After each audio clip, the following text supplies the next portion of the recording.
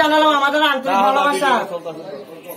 দোয়া করবেন যাতে বেশি বেশি করে যাতে আমাদেরকে আরো যাতে সামনে ভালো কিছু দিতে পারবেন এবং সুস্থ হয়ে আমাদের মাঝে আসবেন। আমাদের তো দেয় আল্লাহের রহমত পৌঁছাই দেয় আল্লাহ। আজকে দাবি দলের পক্ষ থেকে আমরা সব গরিব দুঃখীর মাঝে মালিক ভাইয়ের পক্ষ থেকে, দাবি দলের পক্ষ থেকে, জিয়া রহমানের পক্ষ থেকে এবং তারেক রহমানের পক্ষ থেকে, বেগম মাতা খালেদা জিয়ার পক্ষ থেকে আমরা আজকে শীতের কম্বল বিতরণ করতেছি 19, 17, 18 ওয়ার্ড থেকে, যেন আমরা সামনে আমাদের মালিক ভাই যেন আরো আপনাদেরকে বেশি বেশি করে ভালো কিছু দিতে পারে সে কামনা রইল। আমাদের এই বলে আমাদের এই বক্তব্য শেষ করলাম। সবাই আমাদের জন্য দোয়া করবেন। আসসালামু আলাইকুম। আমার তাঁতি দলের পক্ষ থেকে সবাইকে জানালাম আন্তরিক এবং ভালোবাসা।